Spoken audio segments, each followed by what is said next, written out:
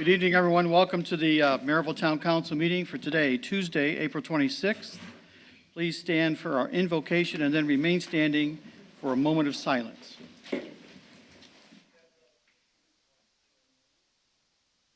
Before we bow in prayer, let me remind you that this year, through the congregations of Merrillville, we are hosting the National Day of Prayer Thursday, May the 5th at noon at the Dean and Barbara White Community Center.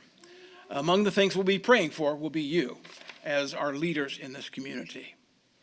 We invite you to join us at noon on May the 5th. So let's pray. Oh God, our Father, we thank you for the privilege of gathering this evening to conduct the business of this community. We thank you for this community, Father, how you've blessed it over and over and over again. You have provided protection. You have provided guidance. You have provided wisdom. And Father, our prayer for such things is not negligent again tonight. We pray for a continuation of your provision, your care, your guidance. We thank you for those who serve and protect. So, Father, our prayer tonight is blessings for those who lead in this meeting tonight. Give them wisdom and insight and guidance to seek that which is best for this community. And we thank you in Jesus' name. Amen. Amen. Please remain standing for a moment of silence.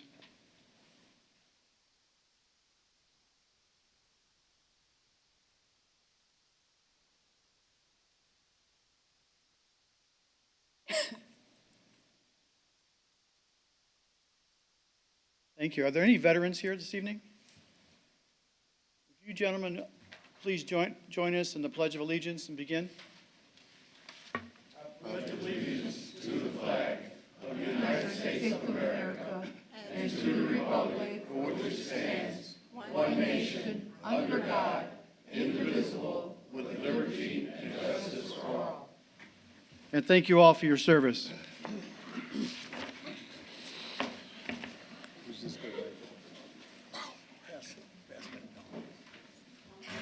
Thank you. How you been? Madam Clerk Treasurer, would you call the roll, please? Councilman Span. Present. Vice President Hardaway. Councilman Minchuk. Councilwoman Usulak. Here. Councilman Pettit. Here. Councilman White. Here. President Bella. Here. 6 present, we have a quorum. Thank you. Moving on tonight to petitions, communications, acknowledgements, and remonstrations. We have the letter from the Town Engineering Administrator endorsing Core Construction's recommendation to approve payment for application number 27. Total amount is $7,936.16. Motion to approve. Second. Motion by Mr. Hardaway. Chair will recognize Mrs. Uselak for a second. Steve, anything to add? No, I just got to provide a couple pages of backup documentation. It didn't print for some reason, but I've got it all. Any other discussion on the motion? Hearing none, all in favor signify by saying aye. Aye. Opposed? The motion carries. The second letter from the town engineer administrator is endorsing Core Construction's recommendation for application number 1 to various vendors. This is for work being done on the town hall conference room renovation. Second. Motion by Mr. Hardaway with a second by Mr. Span. Yes, sir. The amount for that is $28,679.37. Any questions or comments? Hearing none, all in favor signify by saying aye. Aye. Opposed? That motion carries. We have another approval, actually to award a contractor. Mr. King. Yeah, so what we had, this is for our local paving program. We opened the bids here in the council room April 7th, and all the documents have been reviewed. Milestone Contractors was the low bid, $4,963,183.20. So I recommend that we award the contract to Milestone Contractors North for that amount. So moved. Second. We have a motion by Mr. Pettit, with a second by Mrs. Uselak for approval of Milestone Contractors North Incorporated to do our street paving for this year. Any discussion on the motion? Yes, I think that our attorney has to review it, take it under advisement for our attorney. Don't you have to review Well- it, or have you already done? No, I haven't done it yet. It would be myself and professional staff that would have to review it. Well, yeah. Do we need to adjust the motion to reflect that, or? Well, pending, That's how we pending always your do it, right? approval upon review of professional staff and Mr. Pettit, your motion stand? Yes. Mrs. Uselak? Yes. Any other discussion? Thank you, Richard. Just for clarification, Mr. President, this is paving in Award 6 and in Award 2 for this year. Last year, the other 5 wards got paved. That's correct. Mr. White? This is what, you said that amount was 900,000? 4.9 million. Oh, I'm sorry, I got to 900,000, 4.9. Okay. Any other discussion? Mr. Span? I feel that the paving in Ward 1 was very minute. I didn't get a lot of paving. I had money on the books for paving, didn't get it. Now, we do have streets that weren't finished last year, and we have money left over, so those streets will be tackled this year, right, Steve? We ran out of weather, I believe. Yeah, weather, we had in Ward 1, we had some to Indiana American Water. We talked about this. Indiana American Water, I think there's 3 or 4 of them, was gonna do some water main upgrades, so we didn't pave those for that reason, but we still have $735,000 left from last year's program that we still have to get those done. Thank you, handsome. Any other discussion? Given the amount, I'd like a roll call vote. Councilman Span? President. Vice President Hardaway? Yes. Councilwoman Uselak? Yes. Councilman Pettit? Yes. Councilman White? Yes. President Bella? Yes. I'd Clerk like to ask, Treasurer, can Mr. Span correct his vote to? Yes. Madam President, as to a yes? Yes. Okay, great, thank you. I'm a little confused this morning. No problem. Oh, this evening. You have to move your seat. what was the count? 6 ayes? Unanimous. As the Yes. president. Motion carries. Thank you. Moving on to the next letter from the engineering administrator for approval of the 2021 Community Crossing Grant Bid Award. Mr. King? So our community crossings grant, this year, our low bidder, we opened the bids here. Reith Riley was our low bidder. The cost of $1,644,174.85. The Indiana Department of Transportation, gives us a 50% match on our money. So we were, originally, we were awarded $1 million, and after the bids came in, we were adjusted to, NDOT gave us $822,087.42, and we will match that with our wheel tax. Motion to approve. Second. Motion by Mr. Hardaway with a second by Mr. Pettit for approval of, is it Reith Riley? Is that right? Yes. Mr. Yes. Riley, for $1,644,174.85. Thank you. Any other discussion on the motion? Mr. President. Mr. Hardaway. This is paving from Harrison, the Gary border, all the way out to 68th place, if I'm not mistaken. So that's, you get part of Harrison, and then you go into Madison, as you, the further south you go, past Turkey Creek Golf Course. And it's badly needed there, too, isn't it? Very bad. Yes. We should fix that. Mr. White? I'm good with it. Any other discussion? All in favor signify by saying aye. Aye. Opposed? Motion carries. All right, moving on tonight to our proclamations. We have the awards by the Veterans Services. Gentlemen, please approach the front here.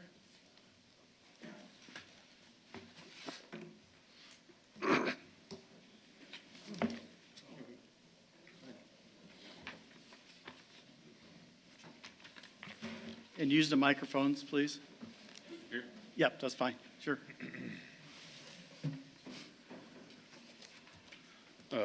Thank you all for hearing me today.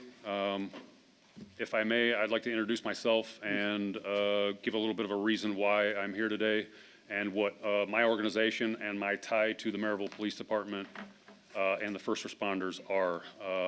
My name is Jason Zademan. I'm the founder of Operation Combat Bike Saver, a local nonprofit based out of Crown Point, Indiana. I'm an Army veteran, 96 to 2000, and what our organization does is provide therapy to veterans in our community to prevent suicide and prevent homelessness. We have many programs within our program. Number one is motorcycles, but along with that, we have many other camaraderie-based therapeutic, distractive therapies that we offer to the veteran community in Lake County largely. So we hit a lot of towns in the area. What I did want to bring, I'm going to try to make it short, is bring to your attention the fact that on April 2nd, one of our veterans became missing after a span of 24 hours. Prior to that, the Thursday prior to that, I had just brought them out of the psych ward in Gary for mental health services. So we had reason to believe that this individual was going to possibly harm themselves. We would prefer that they stay on this planet. So I reached out to my longtime friends in the Merrillville Police Department community, Corporal Minchuk. I've been friends for almost 10 years now. Peter Groevik is also one of my friends in the community. So we speak to each other. So I reached out to find out protocol on helping try to find this individual while I was on the way to that veteran's residence. Upon arriving, I did exactly what Corporal Minchuk advised me to do, which is call 911. I called 911, discussed with the dispatchers to issue a missing persons because the back door was left open. We couldn't find the veteran anywhere. All of this unfolded. Several officers who are here this evening actually showed up on scene and found, long story short, we found the veteran. It felt like 5 minutes. It was so quick. The biggest thing that I want to hit on is the protocol and the selflessness and the attention to detail and the sense of urgency to find this veteran and keep this veteran from making the wrong decision was just above and beyond.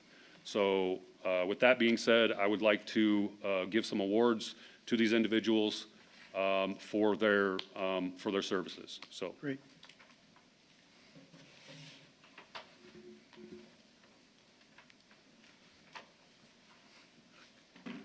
Commissioner Polling, do you want this mic? No, okay. I'd like to first thank the town of Merrillville PD, Merrillville Police Department. I'm not sure who wants to accept it, but I would love to. Chief. Oh, right here. Had a chance to meet.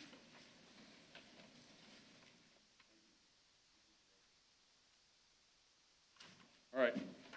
So for the individuals, I'm actually going to read off what this award signifies. Mind using it? Oh, yes. Thanks. Appreciate it. Thank you.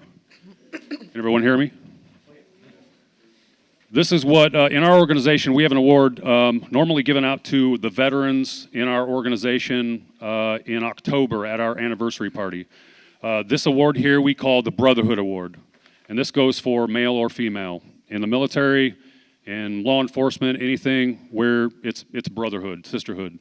So this Brotherhood Award, I'm just going to read off this statement, what it signifies, the statement at the bottom here, and then I'll hand these awards out to the individuals instead of reading this every single time. So, this award is in recognition of an outstanding emergency response to a veteran in crisis.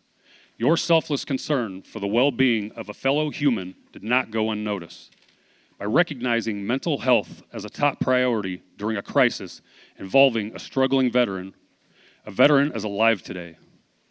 Your actions remind us that military service members' dedication to our country is directly in line with the devotion first responders share in protecting their communities day in and out. This shared brotherhood between military and first responders is a bond few may realize exists. As a token of our appreciation and to commemorate your sense of urgency, tactfulness, and compassion for another human life, combined with your commitment and honorable service to your community, we gratefully present you with this Brotherhood Award. Officer Osborne.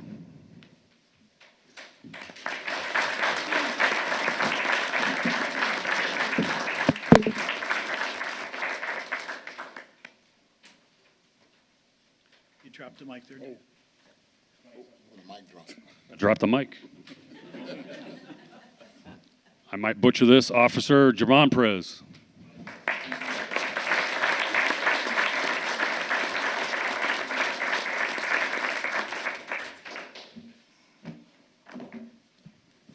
Corporal Reynolds.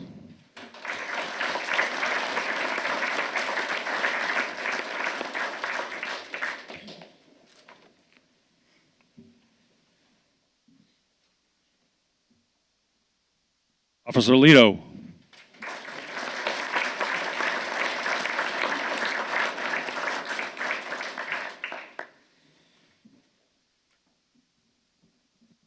Corporal Minchuk.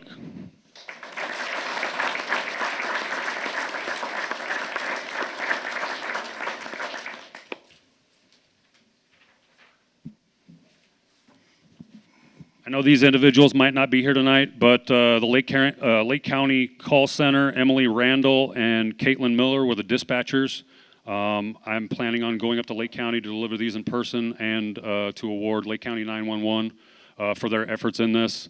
I just wanted to thank everybody involved in this instance to help this veteran in need, and I hope that you would always know that I'm at your guys' service too anytime you need me or anyone in my organization if anything happens like this again. So thank you very much for everything. And the EMS workers too. I'm not sure where they're at. I'm sure they're here back here. If you could stand up, the two that responded. Where are they at? There they are. If you guys could please give them a round of applause. I had their certificates, but I couldn't get them in time. So thank you all for your time. Thank you. You bet.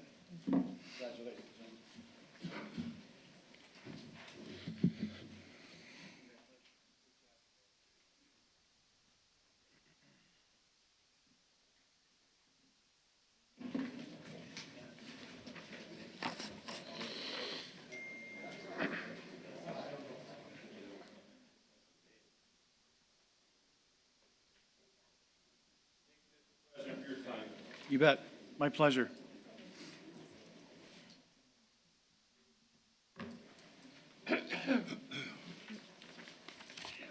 Next on the agenda tonight, we have the Arbor Day proclamation. Joy, would you please read that into the record? Here you go. I'm reading the. Mm-hmm.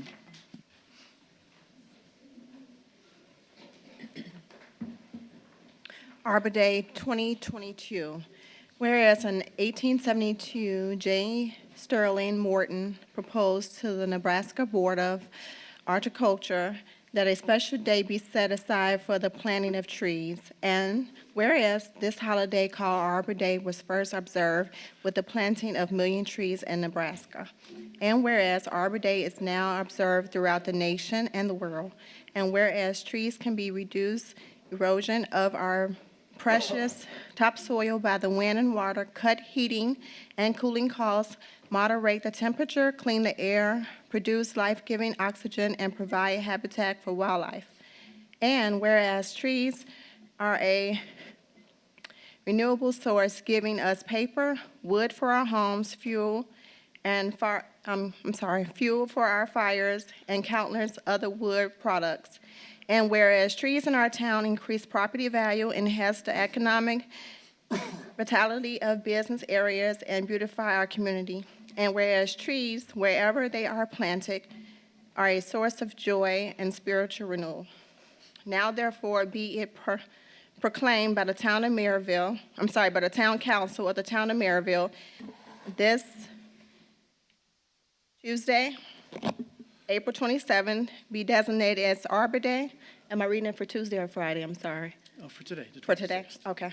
Designated as Arbor Day in the town of Merrillville, Indiana, and call upon the citizens of Merrillville to dedicate this day to the importance of health, safety, environmental issues affecting our community, and the children who reside with us all.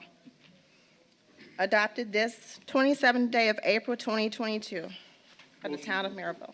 Second. A motion by Mr. Hardaway. Who was the second, Mr. Pettit?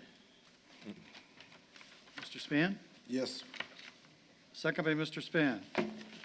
Any discussion on the motion? Hearing none, all in favor signify by saying aye. Aye. Aye opposed. Motion carries.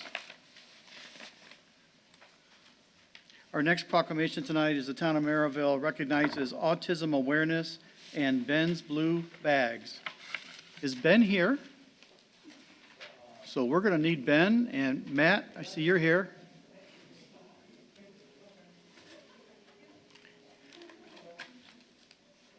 And Chief Yerga, would you please approach the podium and give us just a brief description? Then we'll read the proclamation, and then we'll let Matt and Ben talk. Thank you, Mr. Bella. Sure. And thank you to the entire council, department heads, all our firefighters are here in support, and our ambulance, our medics are here in support. About 10 years ago, shortly after the fire territory was born, the firefighters in Merrillville started a program where they would pick a different charity or a cause, and then we would get behind it, and we would raise funds and support it. We started with March. We started wearing green shirts to advocate for children's cancer. October, we advocate for breast cancer, and in November, we wear camouflage for veterans. Our latest adventure here came when Matt Kodachek, and this is Matt Kodachek behind me. He's a lieutenant paramedic from the Crown Point Fire Department, and this is his son Ben.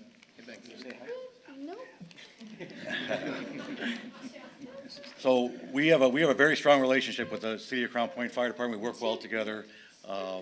So not only do we have a family of our fire department in Merrillville, but that family goes beyond the town borders, and we all consider ourselves family, so we always back each other's play. So with that, I will turn it over to Matt Kodachek from the Crown Point Fire Department. Thank you, Chief. Welcome, Matt. Thank you, Council. First off, thank you very much for doing this, adopting April's Autism Awareness. Since I've started Ben's Blue Bags over 2.5 years ago, this is the first time I've ever been asked to speak at a town council meeting like this. So just seeing the sea of blue with the council and all my fellow firefighter, paramedics, and EMTs is awesome. Just the idea came about 2.5 years ago of doing this in Crown Point. And actually Captain Westbury was one of the first people to come to me after seeing me do it in neighboring Cherville and was like, we want this in Merrillville, and was 110% on board with it.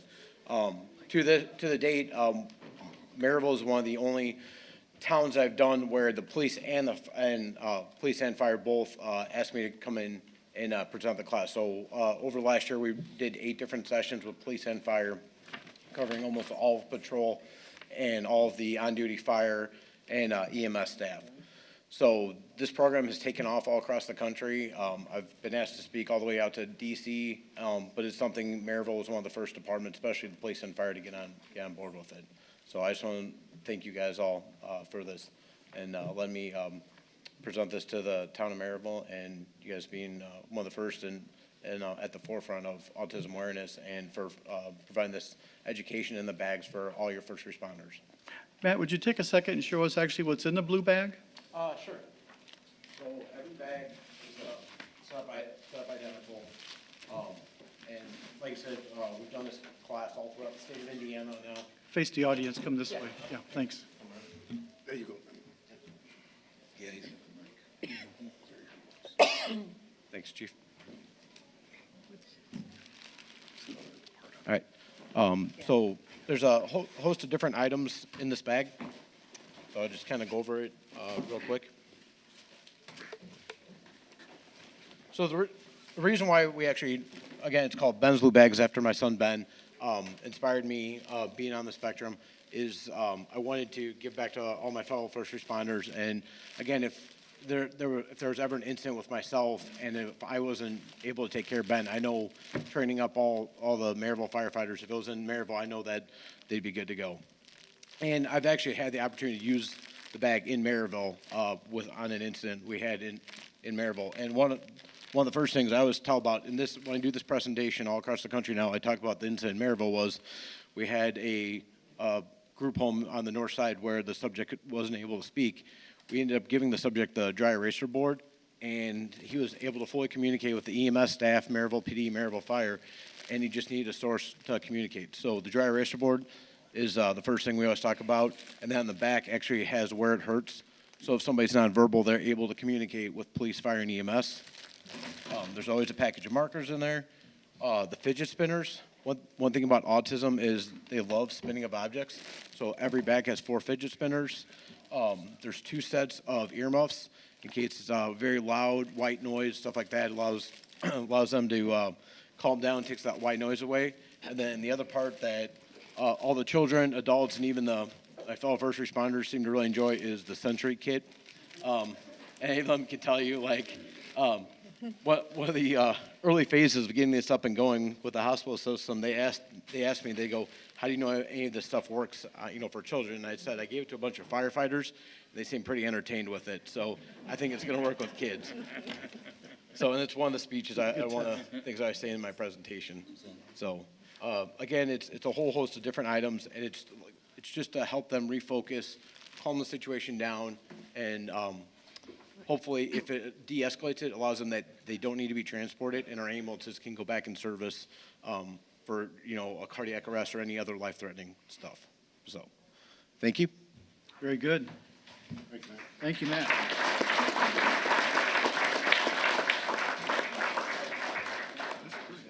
So, Matt, we do have a proclamation now that we're going to read, and please stick around for that, and we're going to approve it. So, Joy? The Town Council of Merrillville recognizes Autism Awareness and Ben's Blue Bags. Whereas autism spectrum disorder, ASD, is a developmental disability that can cause significant social, communication, and behavior challenges. Autism is the fastest growing development disorder and is recognized throughout the United States in the month of April. And whereas the diagnosis of ASD now includes several conditions that used to be diagnosed separately: artistic disorder, pervasive the developmental disorder, not otherwise specified, PDD, NOS, and Asperger syndrome. These conditions are now called autism spectrum disorder, or ASD. And whereas about 1 in 68 children have been identified with autism spectrum disorder, ASD, according to estimates, and ASD is about 4.5 times more common among boys, 1 in 42, than about girls, and 1 in 189. ASD prevalence has increased by 6 to 15% each year from 2002 to 2010.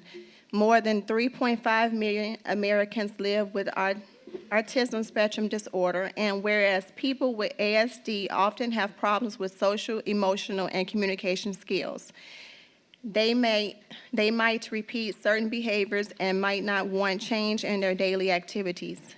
Many people with ASD also have different ways of learning, paying attention, or reacting to things. Signs of ASD begin during early childhood and typically last throughout a person's life. And whereas ASD can sometimes be detected at 18 months or younger, by age 2, a diagnosis by an experienced professional can be considered very reliable. However, many children do not receive a final diagnosis until they are much older.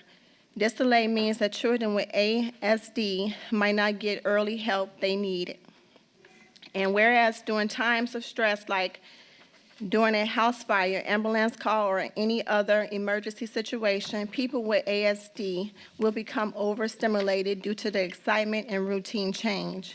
And whereas Ben Kodasak, age 6 of Crown Point, served as an inspiration from his father, Matt, a Crown Point City firefighter, for Ben's Blue Bags, a bag containing sensory stimulation items that help to de-escalate autism and special need patients during an overstimulation emergency. And whereas the town of Merrillville and the Merrillville Fire Department would like to recognize great work being done by Ben Blue's Bag program, we would like to thank Matt and Ben personally and inspire them to continue with great work.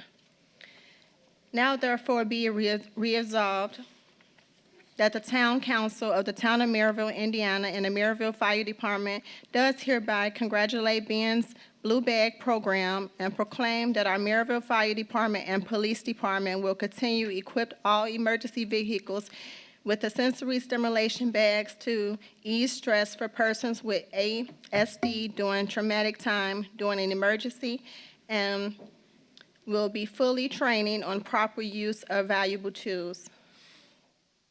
Signed by the following town council members, I attest. Sorry. Motion to approve. Second.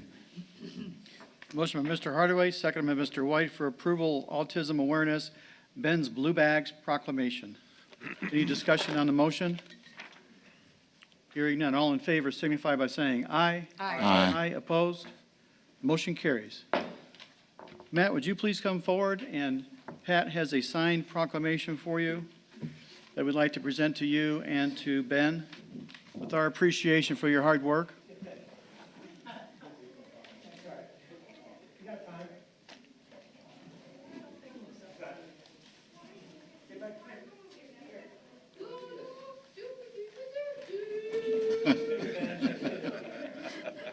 I feel the same. We have a certificate for you.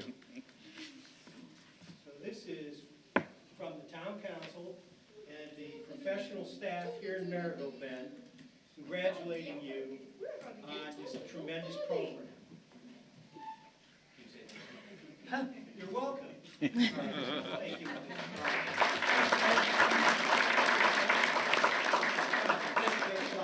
Take care.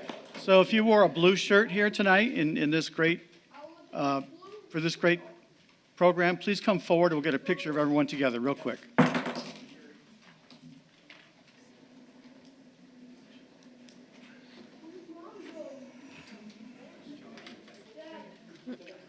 Just come up here, guys, in front of us, and we'll stand up, and we'll get a quick picture. Hey, Ben and Matt, please join us up front here in the middle. You can hold up your proclamation. Yeah.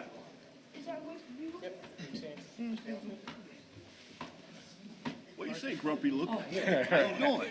They can see it. Good. Yeah, right in the middle, guys. How you doing? Come on down. I feel like a game show host. Come on down. How you doing? Good. You gotta stand up.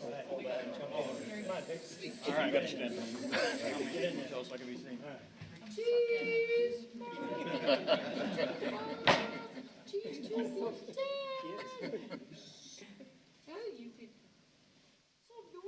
Some noise is coming from my garden. My garden.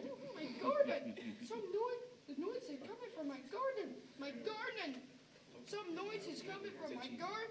Cheese. All right, thank you, guys. Thank you. Thank you, everyone.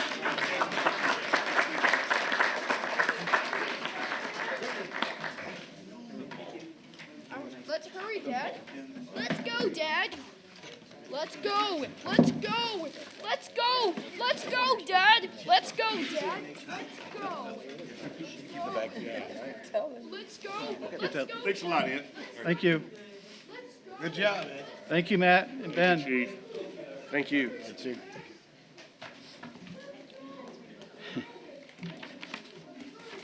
And thank you, audience, for your indulgence. Appreciate that. Moving on tonight to another proclamation, provider appreciation. I see Joy's giving me dagger looks. This one's a little shorter, so thank you, Joy. The Town Council of Merrillville designating May 6, 2022 as Provider Appreciation Day. Whereas Child Care Awareness of America and other organizations nationwide are recognizing child care providers on this day. And whereas child care providers were essential long before the pandemic, keeping our children safe, nurtured their curiosity and prepared them for all lifetime of learning and growth together with the child care resource, referral agencies, nonprofit, and business partners.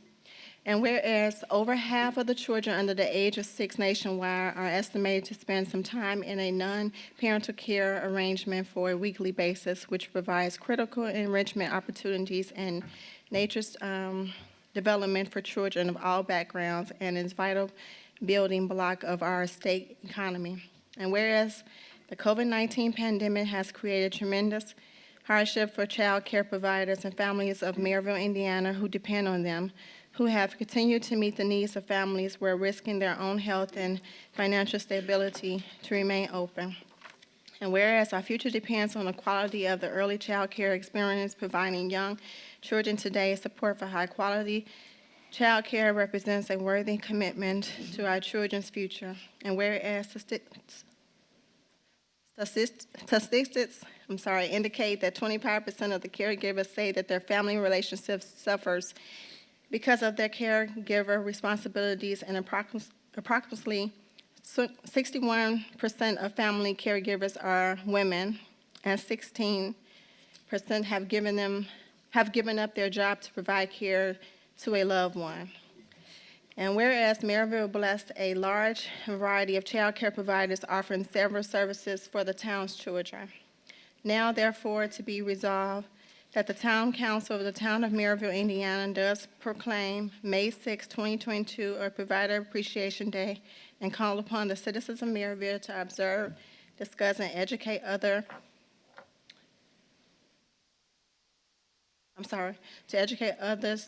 with appropriate programs, ceremonies, and other activities about the value of contributions to the child care providers make each and every day to the betterment of our nation, state, and more specifically, our hometown of Merrillville children. We invite residents to take a moment on this day to thank a child care provider for their timeless efforts and show gratitude to all care providers throughout the town of Merrillville. Motion to approve. Second. Motion by Mr. Hardaway with a second by Mrs. Uselak for approval of the Provider Appreciation Day designating May 6th, 2022. Discussion? One thing, Mr. President, I'd just like to say that one of our residents, Lutricia Johnson, was the lady that brought this to our attention this year.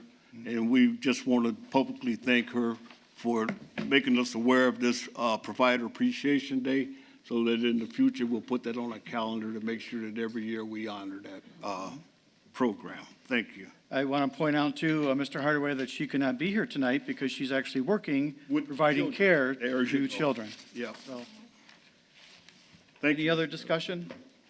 Hearing none, all in favor signify by saying aye. Aye. Opposed? Motion carries. Thank you all. Moving on tonight to the consent agenda, we have the accounts payable register voucher approval for April 26th and the approval of the town council meeting minutes of April 12th. So moved. Second. Motion by Mr. Pettit, second by Mr. White for approval of the consent agenda as submitted. Any discussion on the motion? Hearing none, all in favor signify by saying aye. Aye. Aye, opposed? That motion carries. Moving on tonight to standing committees, Budget and Finance, Mr. Hardaway. Thank you, Mr. President.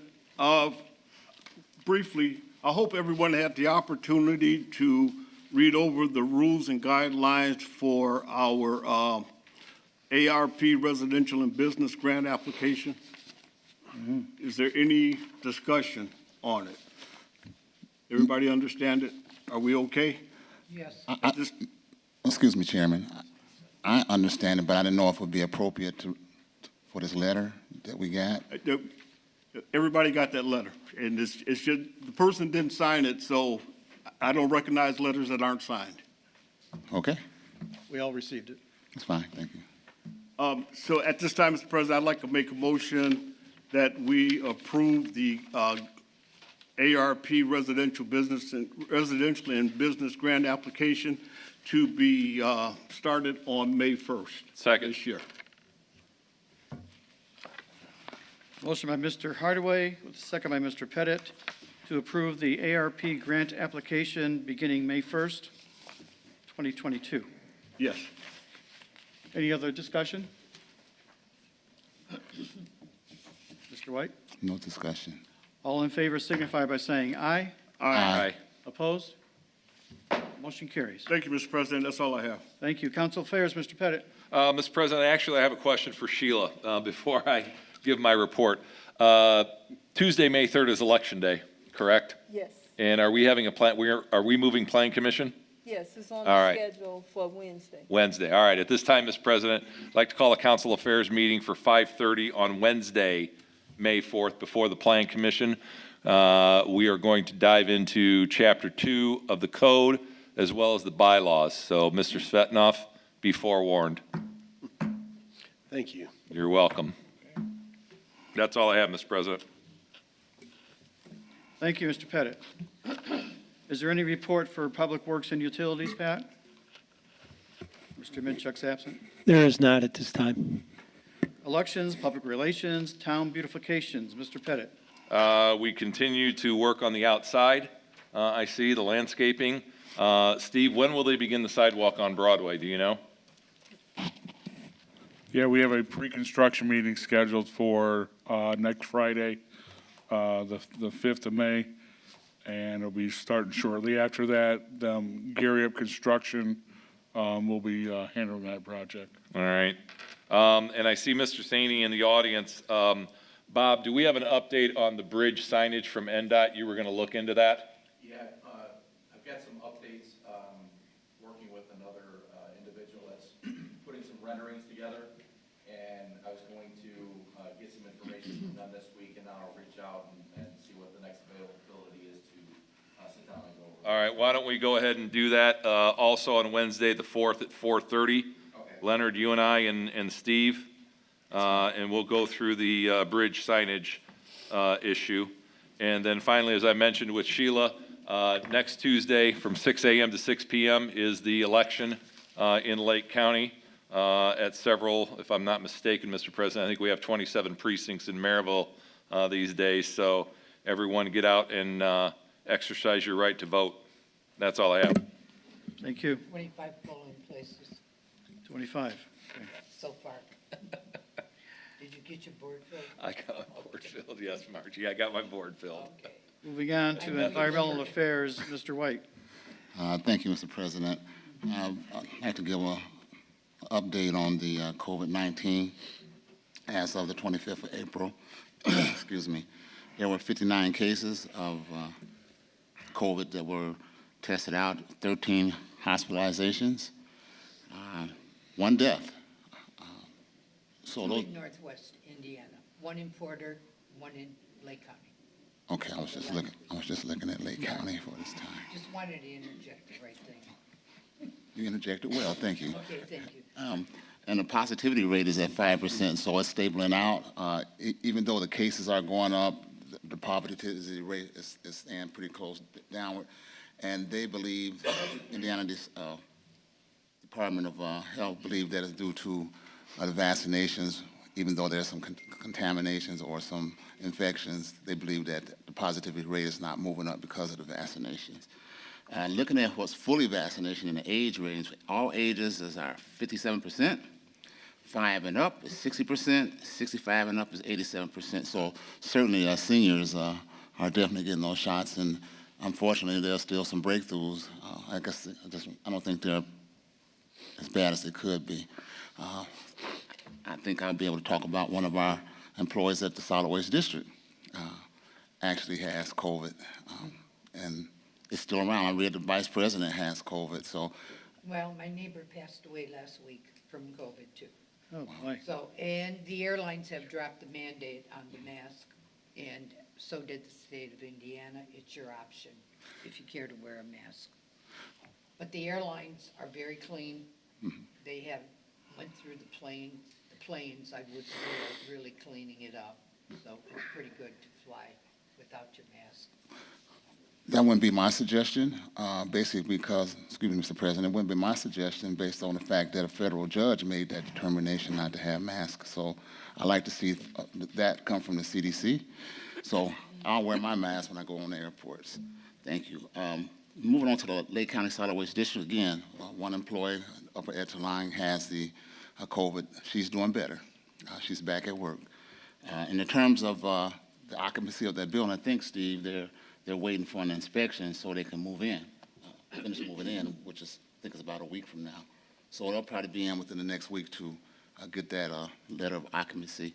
I think one of the things they were saying was that, they're just trying to tighten up some ADA issues, putting some new some small ramps up there, so that's pretty much, Mr. President. Oh, one more thing. I do sit on the Finance Committee with the Solid Waste District. We'll be looking at the reports, all 19 community reports, to see if they comply with the Solid Waste District, receive those recycling grants.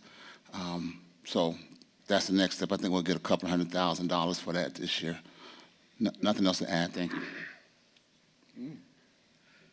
Personnel Policy and Employee Benefits, Mr. Hardaway. Thank you, Mr. President. I need to meet with Torrance and Steve so that we can sit down and discuss the needs for summer help. And I think part of the criteria for summer help is that if you're a graduating senior and you intend on going to college, you can apply. And if you're college students that's currently in college, you can apply also. So whatever day is good for you guys, let me know, and we can sit down and have probably a 30-minute meeting to discuss your needs, and then we can notify those that you had previously, Torrance people that you had previously, if any of them are coming back, so that we can get those jobs filled, because kids will be coming home here pretty quick. School's out within the next couple of weeks, especially colleges. College students will be coming home. So that's all I have. Mr. President. Mr. White. Yeah, I just want to ask the chairman, is this specifically for college kids? I know we use the community center as a way of keeping young children out of trouble, and I don't see a lot of college kids getting in trouble unless it's like a spring break or something of that nature. So, No, it's not just for college. okay, well, maybe I misunderstood. No, it's I was just saying there'll be a surplus of students back in town, so. Sure. I'm just talking about jobs. I'm not talking about people that's in trouble. No, I don't know I'm talking nothing about, that. I'm talking about we give people jobs, they be at work. So I just know that sometimes you got to give young people jobs to keep them busy and keep some money in their pockets. So that's my statement. If they need, however many they need, that's how many we're going to employ. So if they need 50, then we're going to employ 50 kids. So that's anybody that applies that meets the qualifications, background check, drug test, we'll give them a job, put a broom in their hand. That's fine. Just want to put the people that I think need some jobs out there as well. Thanks. Anything else, Mr. Hardaway? That's all I have, Mr. President. Public Safety, was there a report, Pat, for Public Safety, or Steve? Or Chief? I'll defer to Steve. Yeah, I didn't have anything for tonight, no. Moving on. Economic Development, Mr. Pettit. Okay, Mr. President, I will take a stab at public safety, because we had an RDC meeting before this, and we have a resolution for the silos at Sanders Farm on the agenda later on, the confirmatory tax abatement resolution. We've sat with Sean Andrews and Matt on several occasions for a development agreement that they have requested a $1.7 million reimbursement for utility extension as a part of the project. What I was recommending to the RDC was a piggyback to fund a public safety facility where our fire chief has identified Colorado Street as the desired location. It was brought up in discussion that we need to take that issue back to the Public Safety Committee, as well as the North Station at 57th Avenue. So I will reach out to Councilman Minchuk on those two issues. We did advise Bob Swentz, our financial advisor, to start preparing a timeline for the funding of that utility reimbursement to Kroll Holdings as they develop the 195 acres, the silos at Sanders Farm down Mississippi Street. And as I said, we have a resolution later on in the agenda. Anything else under Economic Development? Thank you. Moving on to Parks and Recreation, Mrs. Uselak. Oh, thank you, Mr. President. According to the Times, Northwestern Indiana gets bike trail grants. The CNO, this was in our packet and in the Times paper as of Thursday, April 21st, 2022. The CNO Trail will benefit from two grants, one to the Lake County Parks and Recreation Department for $804,160. And one to the town of Merrillville for $1,400,000 $128,091. The former grant will go towards the addition of 1.47 miles of trail, the latter to 1.37 miles. The pair of projects will connect the CNO to the Erie-Lackawanna Trail. And I believe this is very important for our bike trails, right, Torrance? Have you looked into this or heard any more than what I have just read from the Times? No, ma'am, I have not. This was the first I've heard of it. Okay, Mr. President, maybe you know more about it too? I don't. No? Okay. Well, that's it. I'm just reporting what I read in the Times regarding our bike trails. So Chairwoman, who do we think? Well, I don't know who we think. I just read it through the paper, so. Councilman White, I could Governor answer that Eric question. Holcomb and Indiana Department of Natural Resources. Maybe Town manager just said he could answer that for us. Oh, well, Mr. Reardon. did you direct the question to me? No, that's fine, ma'am. Yeah. You're the chairman. Well, it says in here Governor Holcomb. Well, What do you have, Pat? well, beginning with the governor, of course, on behalf of the state, but it comes down to a collaborative effort between Stormwater, Parks and Rec, Planning and Building, Engineer, Administrator, pretty much everybody involved here in the town. And because of that collaboration, we were able to submit timely this application, which was favorably reviewed by the state. And if I understand correctly, this is the final leg of the project, and I'm told that it will allow for a complete pass-through of the community. You might remember the goal is to connect all of these former rail lines and spur areas. So kudos to everyone involved locally in bringing this about. Anything else, Mrs. Uselak? Oh, no, thank you, Mr. President. Thank you And much. thank you, Pat. Yes, ma'am. My pleasure. Abandoned and blighted properties, Mr. Hardaway. No report, Mr. President. Dean and Barbara White Community Center, Mr. Pettit. Torrance, do we have anything? I know we have CPR training this weekend. There's another volleyball tournament coming up in the middle of May. The May wallpapering has been done, I know that. Yes, we also redid our floor. Oh, that's right. How We could had I that forget that recently with the done. smell? Yeah. Work with that was the first time going through that process, so we got through that as best as we possibly could with that. May 7th and 8th, we have a wrestling tournament that's also going on at the center. May 14th and 15th is the Epic event. May 20th, we have, for the first time, we're doing a daddy-daughter dance, and May 21st, we're doing a mother-son dance. We'll have special guests from Frozen and superheroes there to help out with that event that's going on. Is there an age restriction on the daddy-daughter dance? No age restriction at all. All right, you tell her Saturday morning. I sure will. Also, too, one of the things that we had a meeting for the Dean and Barbara White Center, we had a sponsorship meeting with Chick-fil-A, and that meeting went well with the possibility of being able to sell product at these special events, as in like our weekend tournaments and those type of things. Okay, and I spoke to Pat before the meeting. We still have a sponsorship opportunity on the outside concession stand that Pat's going to be reaching out to a couple new businesses out at Ameriplex to gauge their interest in that. So that's all we have, Mr. President. Thank you, Mr. Pettit. Special projects, Mr. Hardaway, we have a lot of things going on, I see. Thank you, Mr. President. We've got like a lot of stuff happening. June the 8th, June the 18th, we will have a Juneteenth celebration, which will be at the community center outside. And the vendors are coming in. Right now, we've got 8 paid vendors, so that money's coming in. We have a lot of things planned for that day.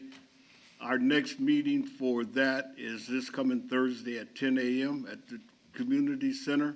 So any Merrillville resident that wants to come out and participate in that meeting is welcome to come out and offer their input. And then the following week, that next Thursday, we will have our 4th of July Parade Committee meeting where we are still making plans for that. We're getting applications that are starting to be returned. We've sent out over 500 letters asking for donations, and some of those letters are starting to come back in as well. So, and we're still we're in the process of finalizing our fireworks on July the 3rd. So, more information will be forthcoming on that once we get everything solidified. And then, the first Tuesday in August, we will have our National Night Out. Our National Night Out will be down at the Community Center.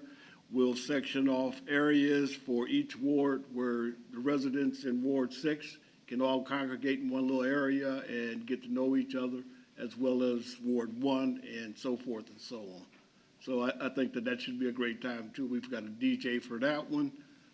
We go back and for the Juneteenth, we have a live band coming in to play live music. They're going to do 3 different sets. I talked to the guy today, and then they're going to, when they're not playing, they'll have a DJ giving us music. So we got a lot of stuff that day for children and adults as well. So we welcome everyone to come out and make this a festive occasion and enjoy yourselves. That's all I have. Thank you. Department and Commission reports, Lake County Solid Waste Management, Mr. White is our representative. Nothing additional to add, Mr. President. I think I kind of went a little early with the ADA and how they are proceeding in the building. Again, they're just waiting on the town of Merrillville to once they get through with the ADA, they're waiting for the occupancy approval. That's it. Thank you. Thank you. Northern Indiana Regional Planning Commission, Mr. Hardaway. No report, Mr. President. Stormwater Management, any report for Matt? No.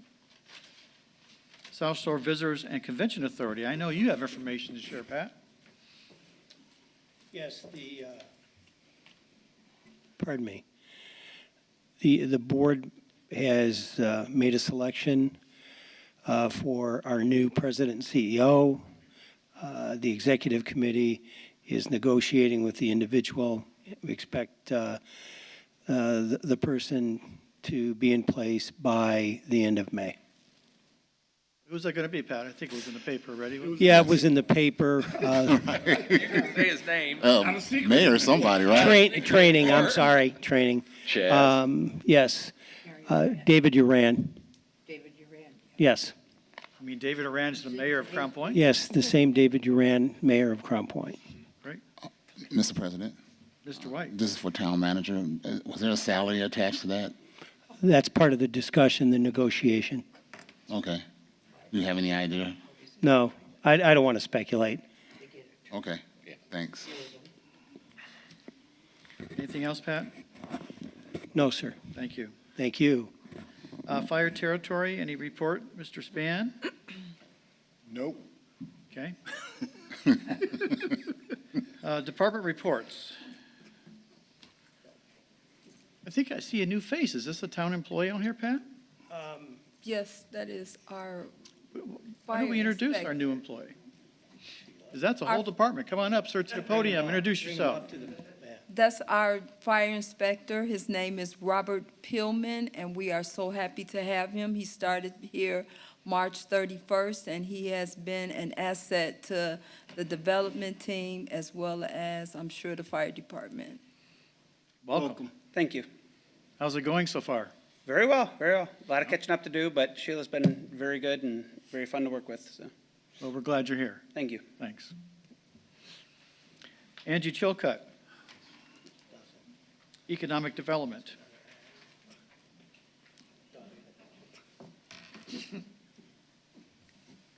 I just wanted to expound on the CNO Trail. I have a little bit more information. So I've worked with the town admin and Matt Lake, and this grant was from the DNR. It's Merrillville's extension of the CNO Trail. It's constructed along the abandoned CNO Railroad corridor from the eastern boundaries of Lake County Oak Ridge Prairie to the western end of the previously constructed CNO Trail east of Taft Street. Additionally, the trail will be constructed from the main trail to Ellsworth Place in the Innsbrook neighborhood. The trail will consist of asphalt pavement and grass shoulders. 2 pedestrian bridges will be installed over Turkey Creek, one along the main trail and one on the spur to Innsbrook neighborhood. The trail will cross 2 railroads, Hendrick Street and Taft Street. A hawk signal will be installed at Taft Street.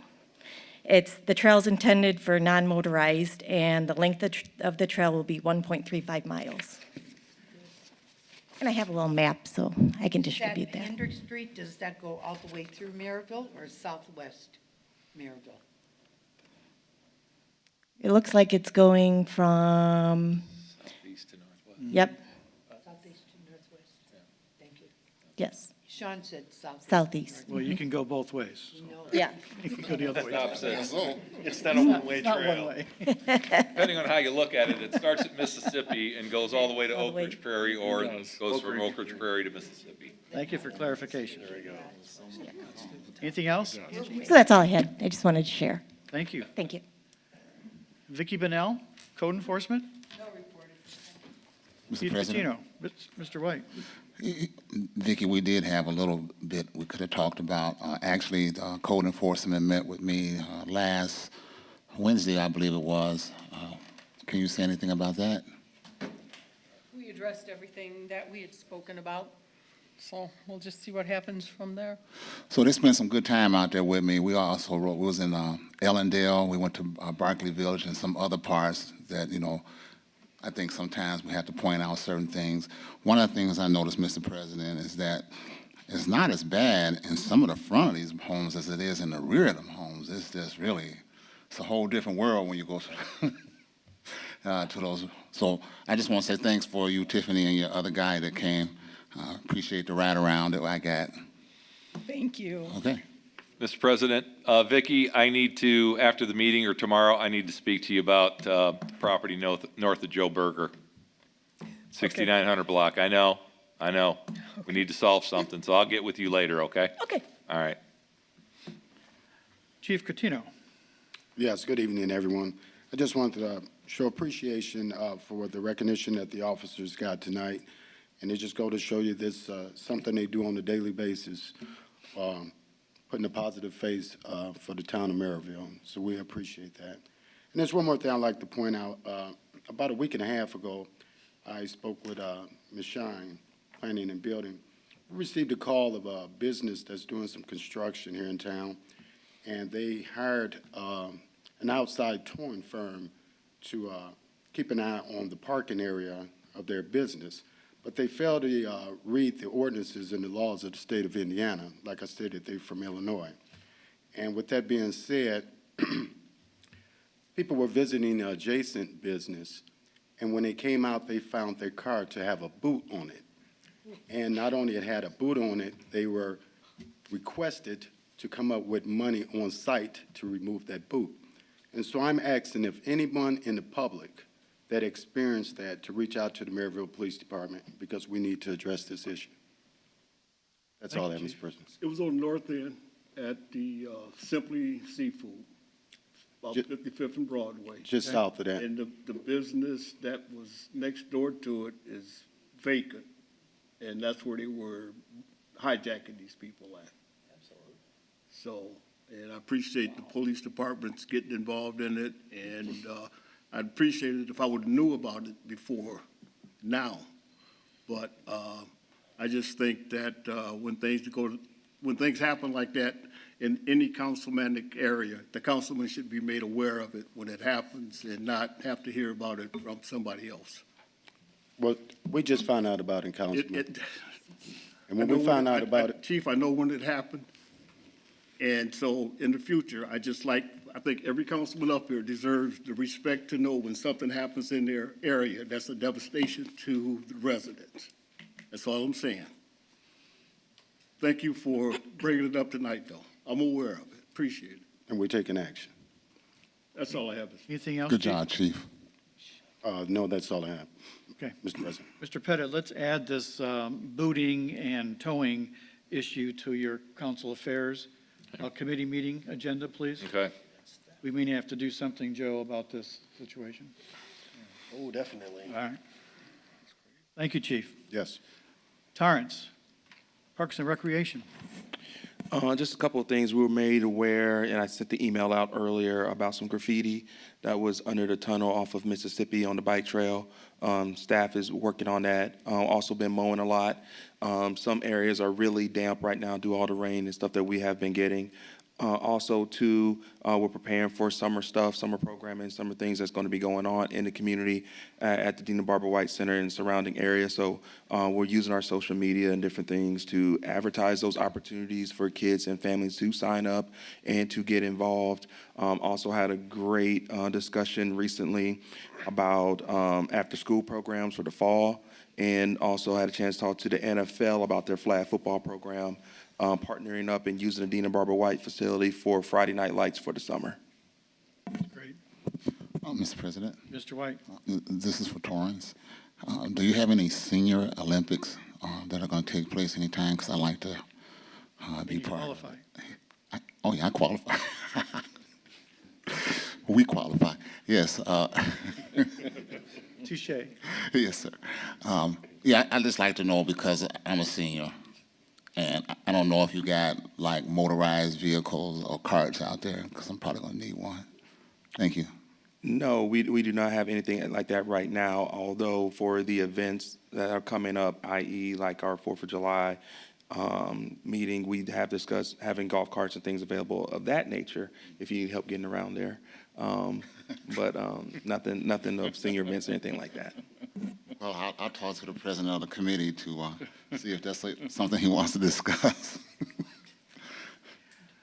Thank you, Terrence. That's it, thank you. Ms. Sheila Shine, Planning and Building. Yes, Mr. President, I do have one thing. As we approach the spring, many homeowners will be doing spring repairs on their home. We would like to encourage them to pull a building permit and hire licensed contractors. Many times we find out after some contractor has came by and did some work and they didn't come back and that kind of thing. So if you pull a building permit and you or your contractors responsible for calling for the inspection, our department will make sure that is done. And if you call us, we can give you a list of licensed contractors in the town and answer any other questions that you may have. Mr. President, this is for Sheila. Mr. White.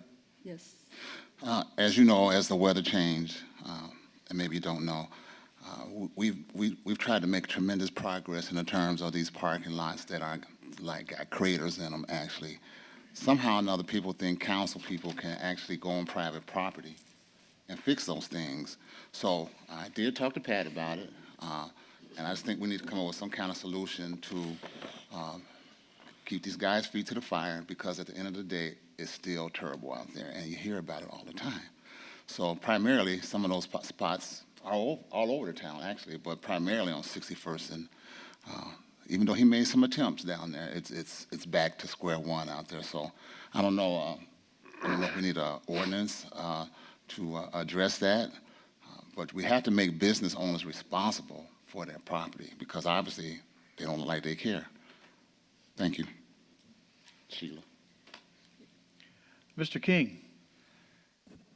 Just a couple things on the Public Works note. Our spring cleanup ended on the April 18th. Our branch pickup starts May 1st and runs through September 30th. We'll spend 20 minutes per location picking up branches. Nothing more than 6 inches in diameter. And you can also take branches up to the north barn at 5750 Tyler Street, Monday through Friday, from 7:15 to 2:45. We're also working on a service ticket, so if we come by a residence and there's a car parked in the way, or we cannot get to these items, we'll write up a service ticket. We'll leave it either in the mailbox or the doorway so the resident knows we were there. We will come back once we make the rounds through town, but we're not in the business of damaging vehicles and things like that, so We will not pick them up if there's a car in the way, but we will leave notice that we were there. It's a good idea. So something Kevin and I discussed this afternoon, and we're working on some type of form to let residents know that we are there. Great. Oh, and thank you, Steve, for the pulverized dirt that you've been doing through 80th Avenue. You're welcome. I heard on north side of Merrillville, too. Mrs. Beverly Dudash says to thank you and Kevin. Okay? You're welcome. Thank you. Mr. Reardon, anything else to add? Not at this point, sir. Thank you. Moving on tonight to general orders, we have no first reading ordinances. We do have a second reading ordinance. It's ordinance 22-11, ordinance of the town of Merrillville, amending ordinance 21-15, 21-10, and 21-16, which is the park user fees ordinance. Motion to approve. Second. We have a motion by Mr. Hardaway with a second by Mr. Pettit for approval of ordinance 22-11. It is the adjustments of a variety of Parks Department user fees. Any discussion or questions by the council? Anything else to add, Torrance, to this? No, Mr. President. Thank you. This is a second reading ordinance. We'll open it up for public comment. Is there any public comment on this ordinance 22-11, adjusting user fees for the park system? Is there any public comment? Is there any public comment? Seeing none, Madam Clerk Treasurer, call the roll, please. Councilman Span? Yes. Vice President Hardaway? Yes. Councilwoman Yusilak? Yes. Councilman Pettit? Yes. Councilman White? Yes. President Bella? Yes. That's 6 ayes, the motion carries. Thank you. Moving on tonight to Resolution 22-14. It's a resolution confirming the designation of an economic revitalization area and improving the deduction from assessed value of new real property improvements. Mr. Pettit, anything to add to this? No, Mr. President, this is the confirmatory resolution granting the tax abatement to the silos at Sanders Farm. This has been vetted by the Economic Development Committee, as well as the Redevelopment Commission. Mr. Andrews, from Crow Holdings is in the audience. This is the last step in granting tax abatement to the 195 acres, for Mississippi and 93rd Avenue. I think I need to entertain a motion. So moved. Second. Motion by Mr. Pettit with a second by Mr. Hardaway for approval of Resolution 22-14. Any other discussion by the council? I will open it up for public comment. Is there any public comment? This is a public hearing for Resolution 22-14. Is there any public comment? Yes, ma'am. Please approach the podium, state your name and address for the record.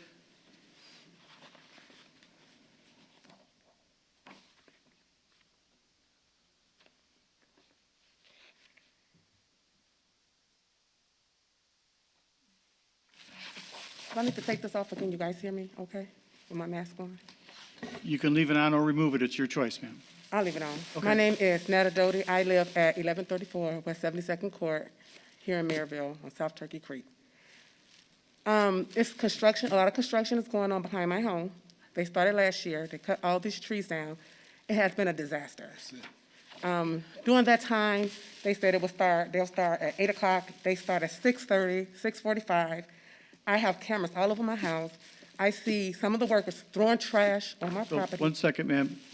Would you mind waiting, and during public comments, you can make your comments then? This is specifically for this resolution that we're Okay. talking about. Okay. But you'll be first to go when we do public comment, which will be very quick. Is there any public comment on this particular resolution? Hearing none. Roll call, please. Councilman Span? Yes. Vice President Hardaway? Yeah. Councilwoman Yusilak? Yes. Councilman Pettit? Yes. Councilman White? Yes. President Bella? Yes. 6 in favor. Our motion carries. Mr. Pettit. Thank you. Also tonight, we have Resolution 22-16. This is a resolution to change the reporting ways for the ARP funds. This was done by the federal government to ease the burden of reporting on how we're spending some of the ARP monies. It is still naturally tracked, but any town or city that receives under $10 million has a little relaxed revenue reporting program. Motion to approve. Second. Motion by Mr. Hardaway with a second by Mr. Pettit of Resolution 22-16. Are you familiar with this, Joy? With this resolution? Well, this the one Trista sent over Yes. today? Yes, Okay. Do you have anything to add? I don't. Okay. Any other comments by the council? Hearing none, all in favor signify by saying aye. Aye. Opposed? Motion carries.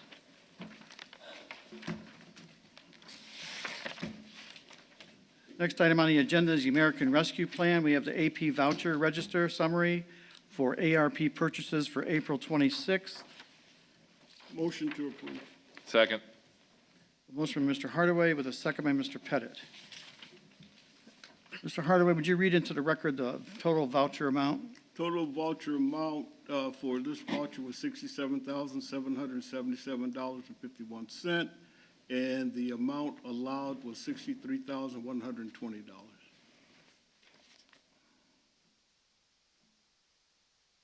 Very good. Any other discussion? Hearing none, all in favor signify by saying aye. Aye. Aye, opposed? That motion carries. Ms. Shine, any large gathering permits or BZA actions this evening? No, not today, Mr. Is President. there any old business before us? Mr. President, I'd be remiss under public Edit. safety. I do want to thank Costa. Contrary to Mr. Hardaway's comments, I appreciate the phone calls and the text, Costa. Unfortunately, I had a shooting in my neighborhood. I think it was Saturday night. And he's always contacted me. Unfortunately, I've had some activity in the hotel areas. He's always been good to contact me, so I appreciate that, Costa, letting me know what's going on out there. Thank you.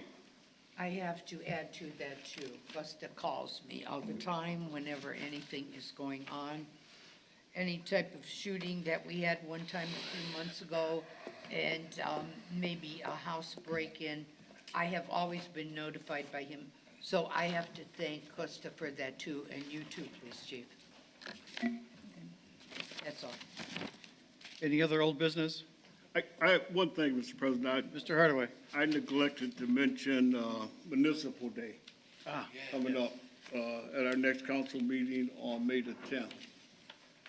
I'll be meeting with the department heads tomorrow to go over some guidelines. We have 19 students that will be sitting in these seats, in everybody's seat, and we have a few extra students that will come by and give us public comment at the end of the meeting. So it looks like we are off and running with that. They will come in and they'll meet with their prospective individuals at 5 o'clock, take a tour of whatever department they're in.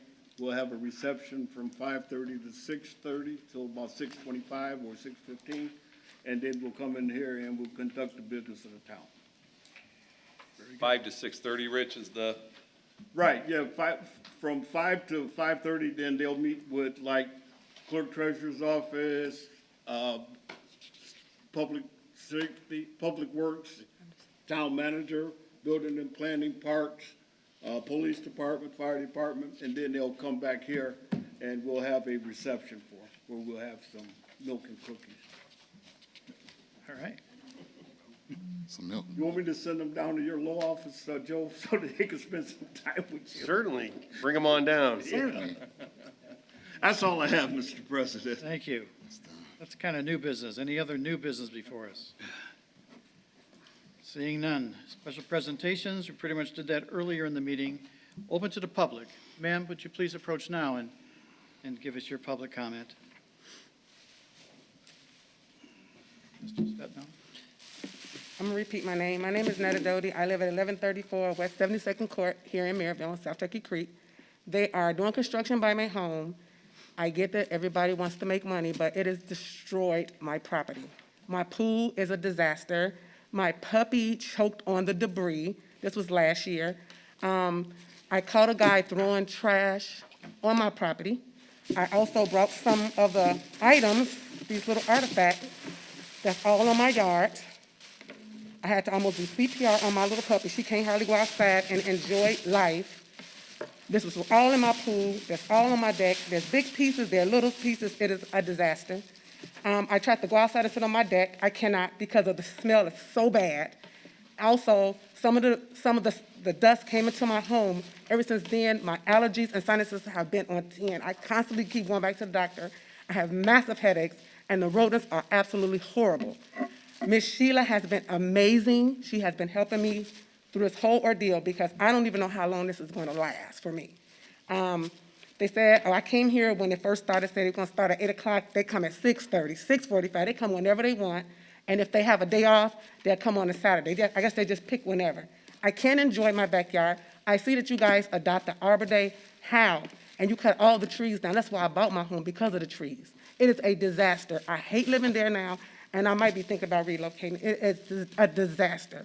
Absolutely. I can't even live. This is not even humane. This all the stuff, little pieces, big pieces, everywhere. In my backyard and in my pool. So I want you guys to see what's going on in my backyard. I can't even sleep. So Vicki, would you mind getting with this resident, get the address again, and stop by to see if there's any code violations going on? And then we need to talk to the vendor. Mr. President, Go ahead. I have spoken with the developer there. The developer has agreed to clean up Netta's property, to come in, rake it, clean it up, and get that taken care of, and any other property that's abutting where they did that clearing. Would that be okay, ma'am, with you? Yes, also where they cut the grass, they cut into my property line as well. I didn't ask them to cut anything on my property. Right. And that's an issue I have. And them throwing things on my property, I have cameras, I see you. I had to come outside and chastise the guy. Hey, what are you doing? Why are you throwing debris on my property? And it smells really, really bad. I get everybody wants Merrillville to be beautified. I'm okay with that. But it's now affected me, like tremendously, like anxiety, because I know Sunday night I got to get up with them. I can mess with get on payroll with them, because I got to get up with them. I work from home. I'm a therapist. I have to put on headphones and blast music just to ease my anxiety. It's really, really bad for me. It's absolutely horrible. We'll look into it closer for you, ma'am.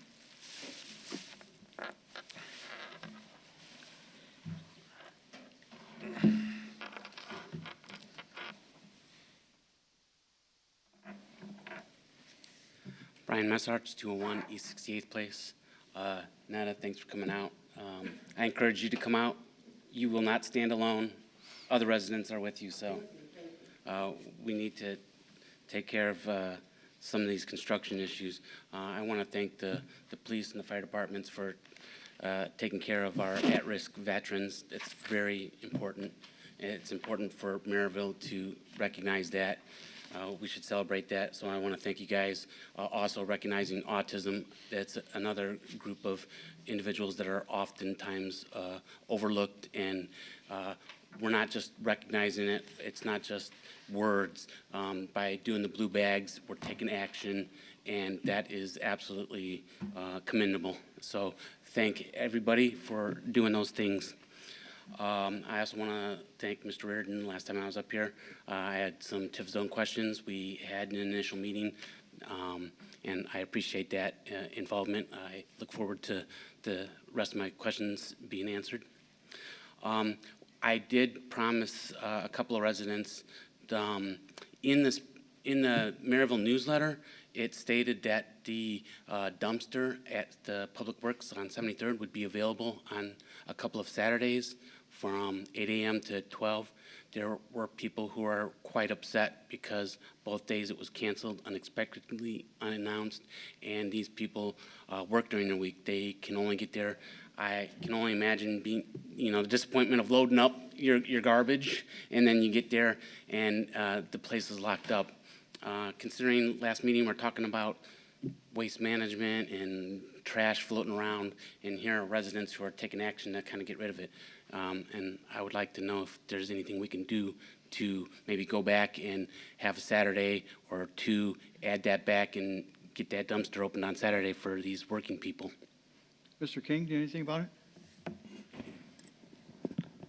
Yeah, I actually questioned that myself, and I was told that was a misprint. In the newsletter, they did it last year. They had it open Saturdays, and they, with the few residents that came, they didn't think there was a need to have it open these Saturdays. So that was a misprint in the newsletter that did not get taken out, and I apologize for that. Is that something that we can get rectified, having it open on a Saturday? Yeah, we'll look into that. Thank you. Yeah, we'll figure something out. Thank you very much. Appreciate it. Any other public comment tonight? Great, come on up. Steve, the other issue with that is if we print something in a newsletter, it goes out to 12,000 homes, we need to bite the bullet and make sure it's open as we promised. Even though if only a few residents come, they're just as important if all residents come.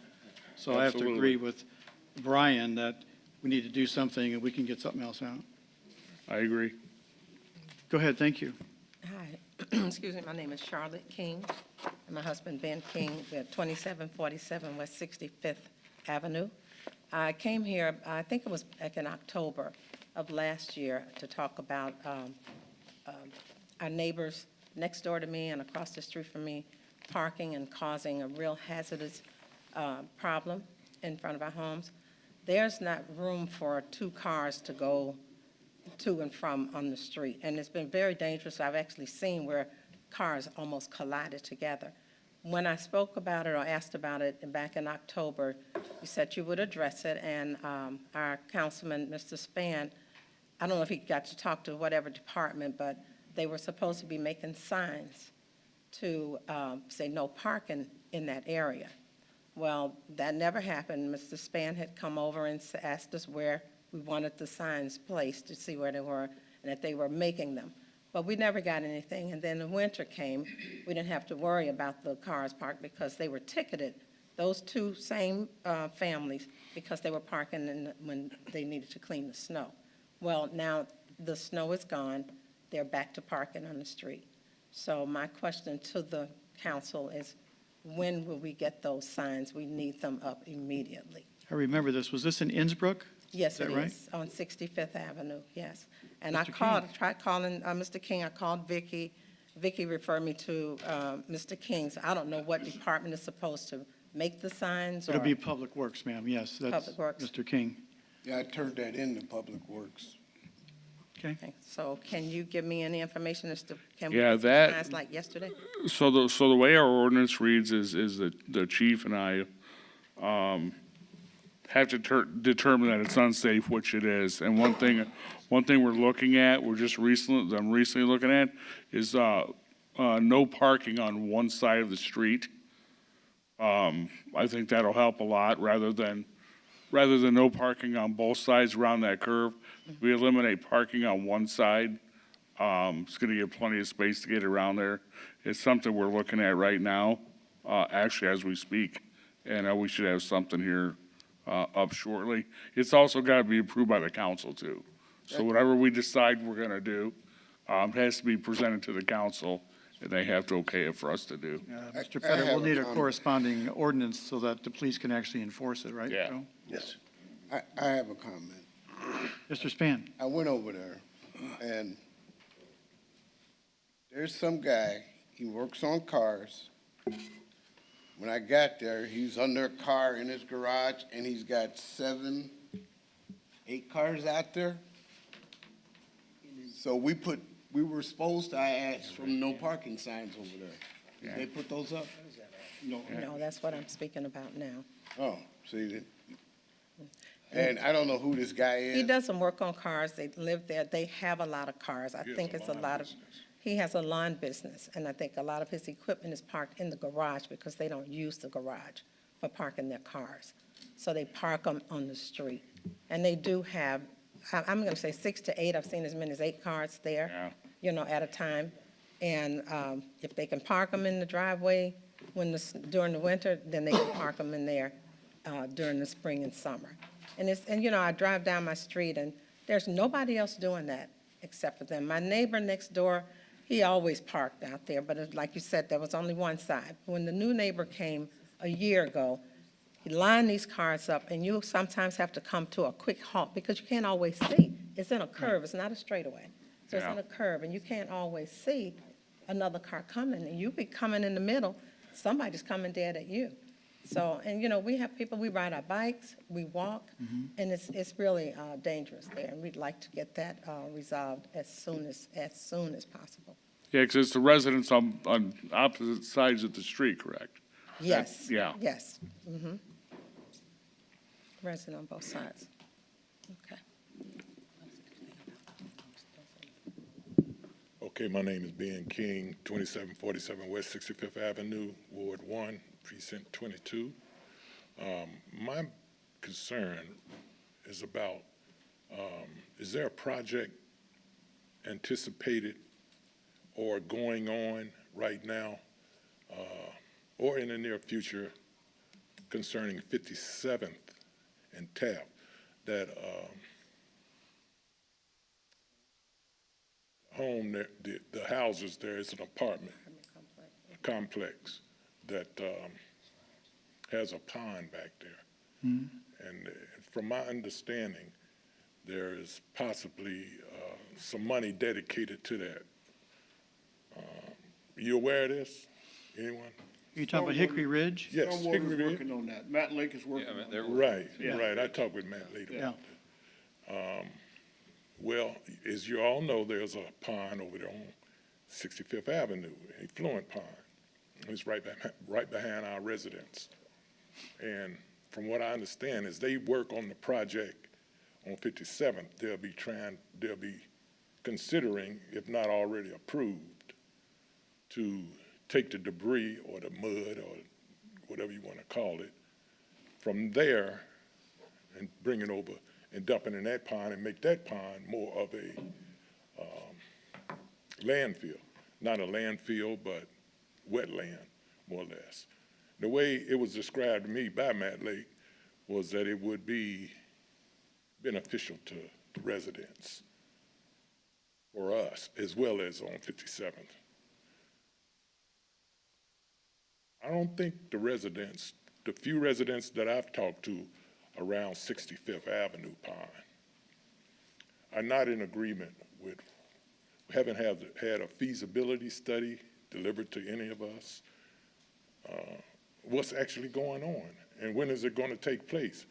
And shouldn't the residents around there have some opinion about what's happening in their backyard? Now, Innsbrook, the town has not taken that particular effluent pond into their inventory over the years. Since Washburn is the actual, and was the actual owner of it. He passed, so I guess his estate is probably the ones that's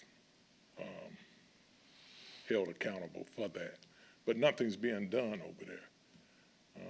We get all kind of little issues going on. And residents, we've taken up donations to try to take care of that pond ourselves, such as buying necessary chemicals to try to put in there to kill the weeds. We try to keep some type of decent aesthetic look around there. It's muck. In the center of that pond is no more than 2 feet deep.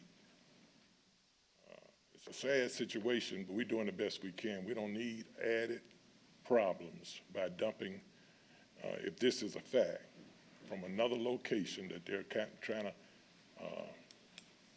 construct or take care of, dumped in that pond, taken from that pond and dumped on 65th Avenue.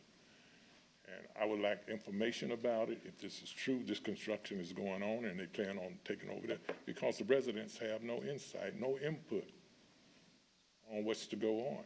I talked to Matt Lake. So can we possibly, or where do we go from there? Well, you talked to the right person, sir, so we'll get with Matt and see if we can put together an information sheet and get it passed down to the neighborhood there. Okay, because he is the expert in that.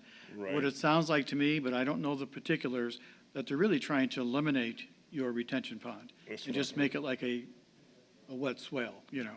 Yeah. So, but we'll get details for you. Oh, Mr. King?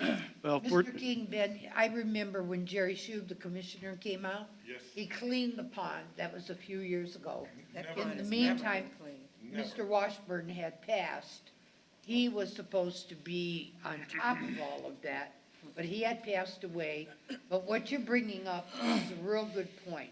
I've had some calls from other residents there that know me personally, and I think it's a good idea for Matt Lake to get involved. He'll be out there. I think he is involved, but we're concerned about him being involved to a point where they're just gonna do this without any input.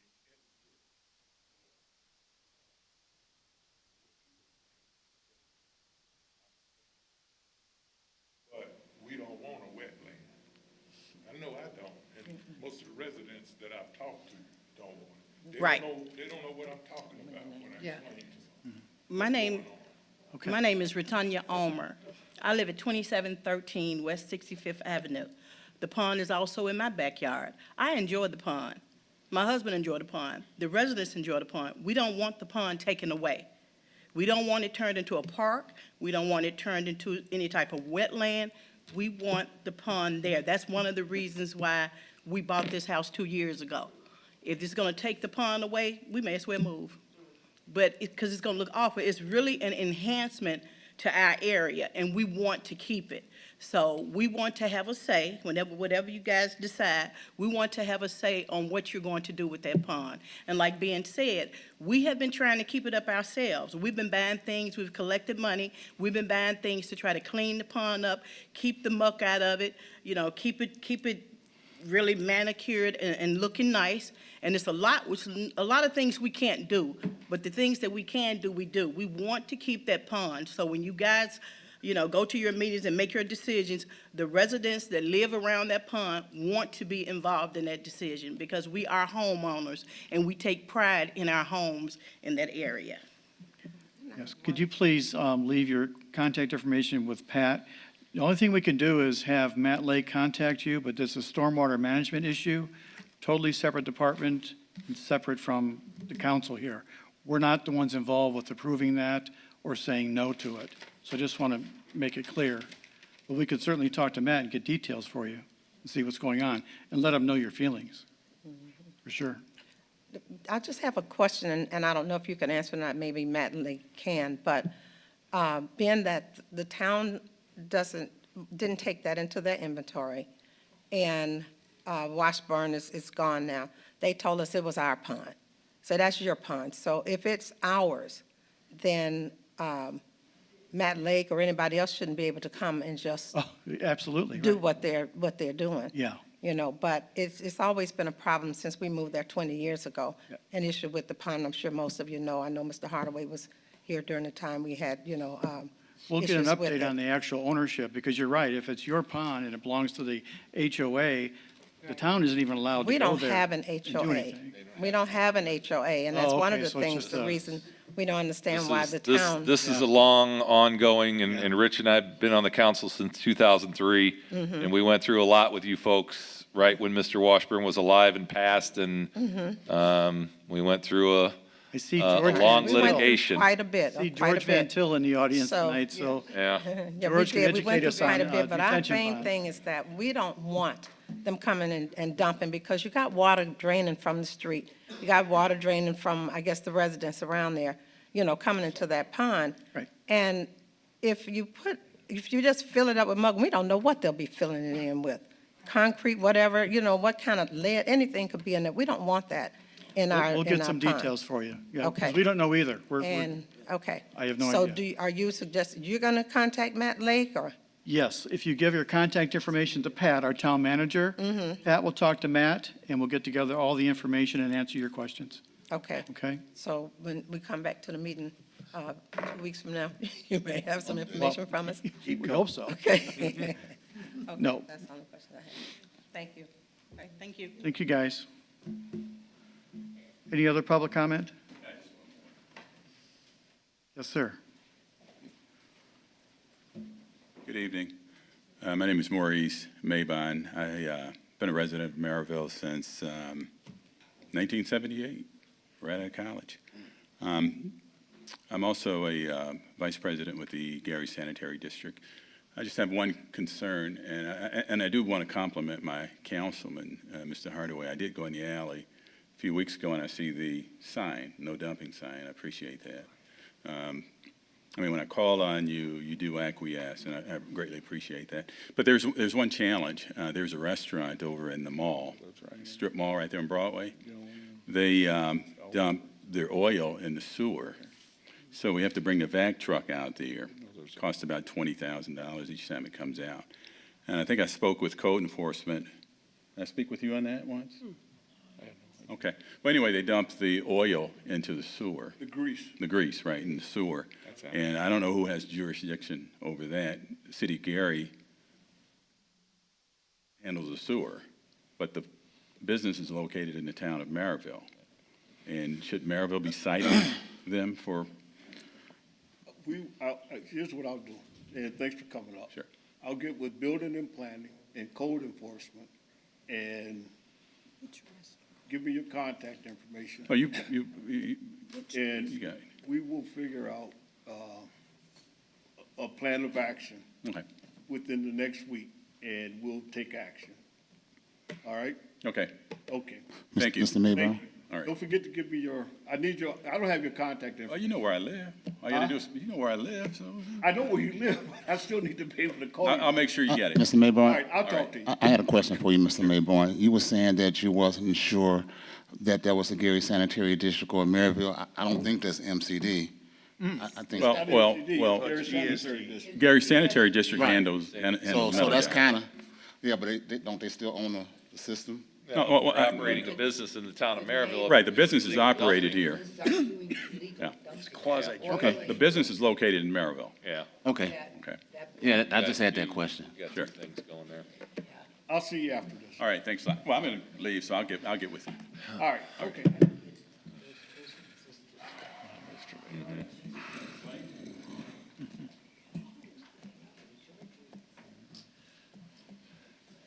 Good evening, town officials. My name is George Van Til. I live at 703 East 92nd Avenue in the Broadfield subdivision. I probably missed the part of the meeting I wanted to be at. I was at a doctor's appointment in Chicago, and I got held up a little bit. So but I still wanted to make a comment about a Plan Commission issue that I think came before the board earlier tonight. But I also wanted, in my life, I've been at a gazillion public meetings and a lot of town council meetings. I was a councilman myself and attended a lot of other ones. And I'm really, as a resident of Merrillville, I'm really, you guys really do a nice job.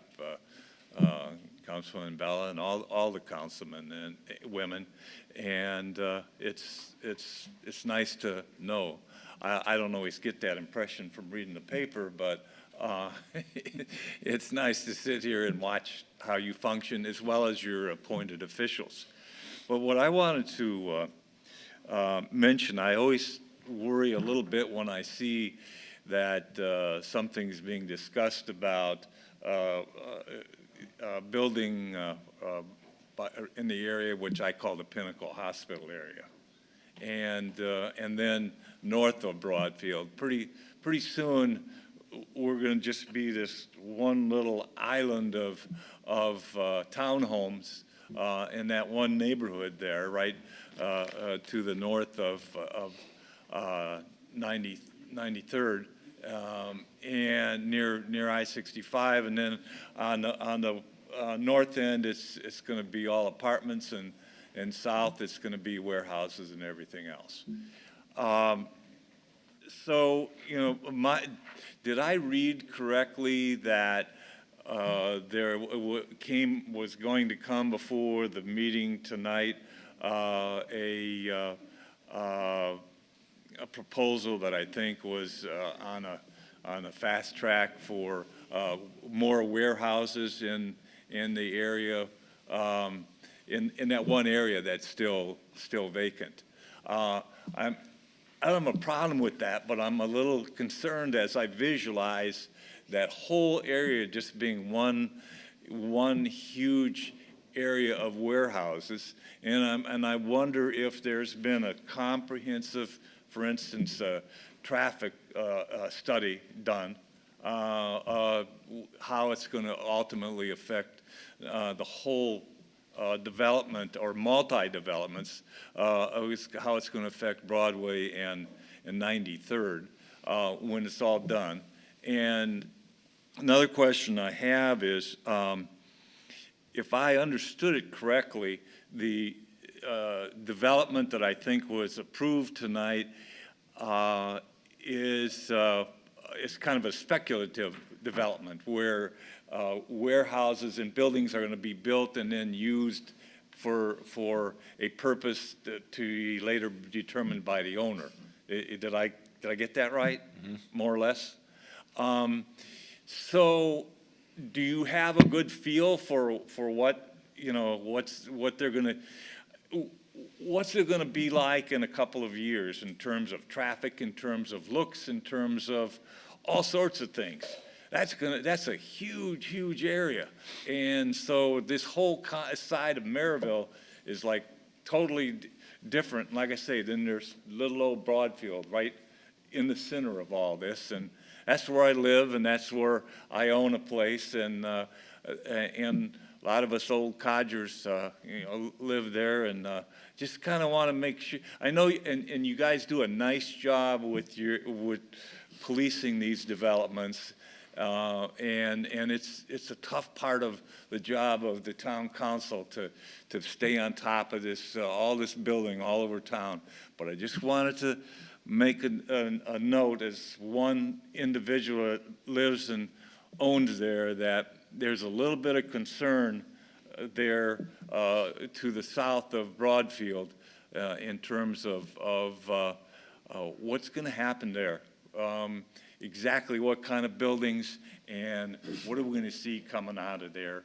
And I hope you look at the whole big thing together as it starts to come together.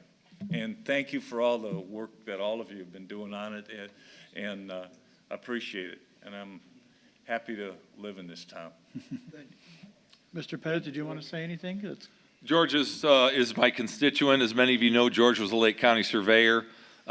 We've had flooding problems out in Broadfield, the diocese property that George helped us with along 93rd Avenue.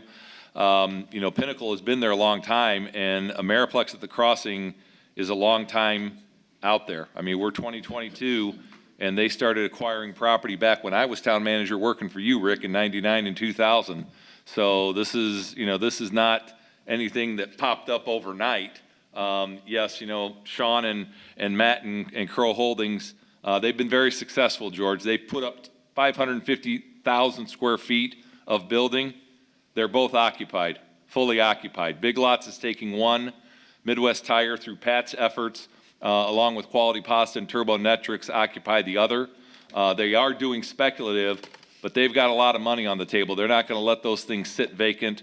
They're not going to rent them to small users. These are large users that they're going to be renting and leasing to, making that kind of investment in our town, creating jobs. As you've known me for 20 years as your councilman, economic development has been the pinnacle of my platform and will continue to be, along with this council, creating job opportunities for Merrillville residents. And so it happens to be down there because the land is available, the land is vacant, and quite frankly, and Sean may disagree with this because he's getting ready to close, some of the land is cheap because there are no utilities out there. That's one of the things we talked about tonight at redevelopment is Crow Holdings extending utilities.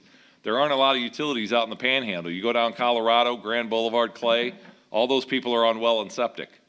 So am I concerned? I'm kind of in the same boat you are, George. My neighborhood, the Preserve, I'm surrounded by industrial. But you know what? I have a minority-owned business, Mael Cosmetics, that decided to stay in Merrillville and added 50,000 square feet to their building on Mississippi. You know, I accept that stuff on the west side of Mississippi. I chose to build my house in Merrillville and build in the preserve. I knew exactly what I was getting into when I built and decided to move there and run for council. So that area, the Panhandle, I've always said, is a little bit different than Ward 7 and Ward 4. Ward 4 is extremely dense. Leonard's got different things. Richard and Don have older homes. Panhandle, I got a spread out area. I've got a little different makeup out there. They're used to being farmers. You know a lot of those guys out there probably as the surveyors. So it's unique. We will keep our eye on it. We've got a good staff with Angie and Pat on economic development. I'm very confident in their duties and this council doing the right thing for the town.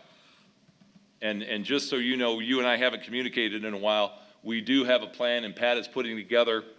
We are going to be doing a new comprehensive plan for the town, which will include land use, zoning ordinance, and subdivision control ordinance revisions.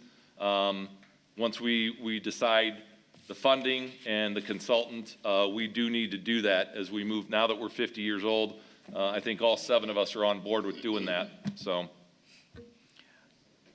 George, can we call on you when we start that process and get some feedback? You've been around a long time. I know where he lives.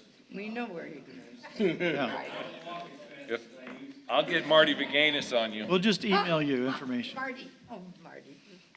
All right. Any other public comment tonight? Thank you all.